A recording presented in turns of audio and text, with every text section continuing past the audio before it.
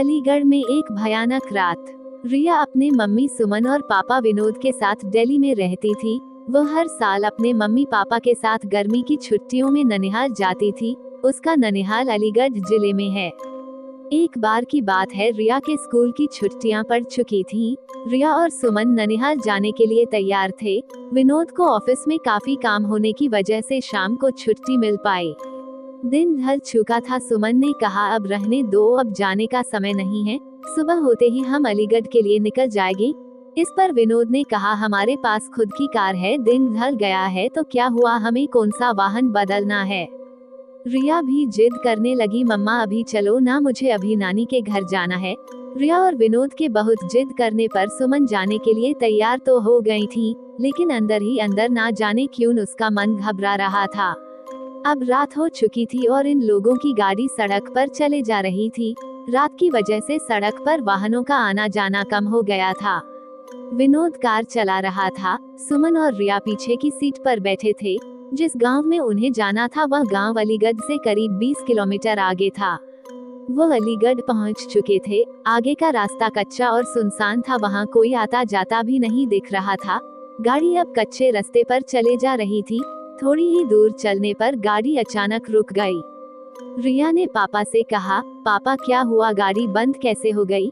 विनोद ने कहा, पता नहीं बेटा, उतरकर देखता हूँ।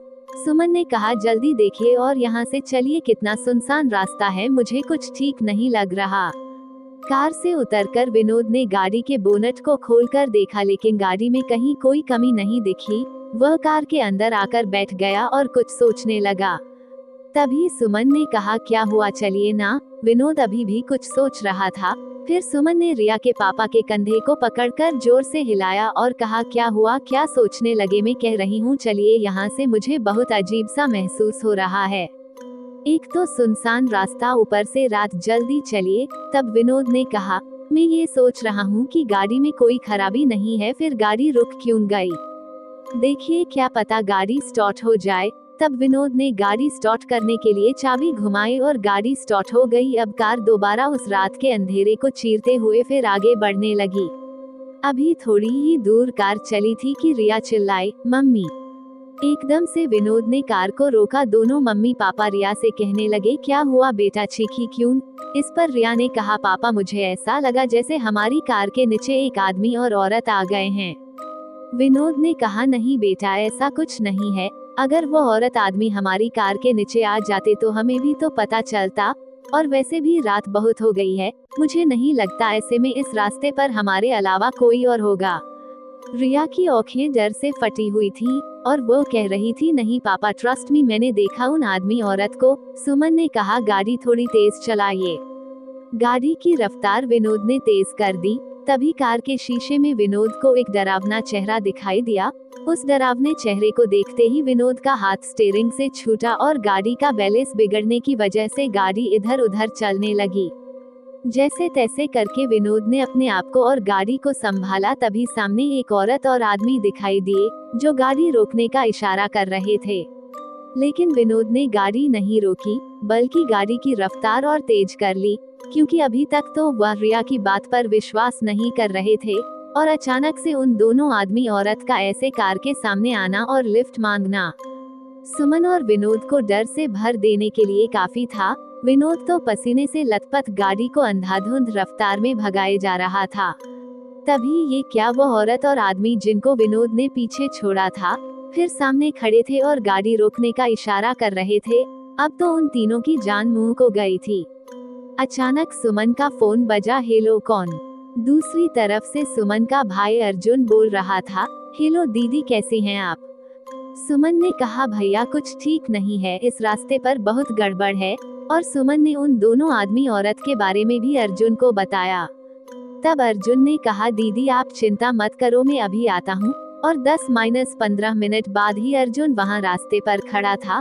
विनोद ने गाड़ी रोकी और कहा, अच्छा हुआ अर्जुन तुम आ गए, पता नहीं क्या हो रहा था हमारे साथ, कुछ समझ ही नहीं आ रहा था। अर्जुन ने कहा, कोई बात नहीं जीजाजी, मैं आ गया हूँ ना, अब आपको कोई प्रॉब्लम नहीं होगी। अर्जुन भी अब कार में बैठा और कार घर की तरफ चल दी। अब तो मानो जैसे सुमन, विनोद और रिया का डर अर्जुन के आ जाने से हवा हो गया था। अब सब लोग घर पहुंच चुके थे। अर्जुन ने कहा, लाइए जीजाजी, कार की चाबी मुझे दीजिए, मैं पार्क करके आता हूँ, आप अंदर जाइए। विनोद ने कहा ठीक है और चाबी अर्जुन को दे दी।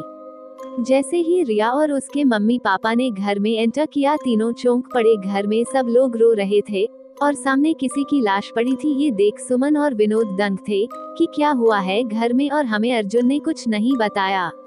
सुमन की मां ने रोते हुए सुमन से कहा, बेटा तेरा भाई अर्जुन अब इस दुनिया में नहीं रहा। इतना सुनते ही सुमन, विनोद और रिया के पैरों तले जमीन खिसक गई। सुमन को विश्वास ही नहीं हो रहा था, क्योंकि जो भाई घर के बाहर तक उसके साथ था, घर में उसकी लाश पड़ी हुई थी, ये देखने के लिए कि कहीं यह मेरा वहम तो नहीं। सुमन ने अर्जुन के चेहरे से कफन हटाया। हाँ, ये सच था, सामने जो लाश पड़ी थी वह अर्जुन की ही थी।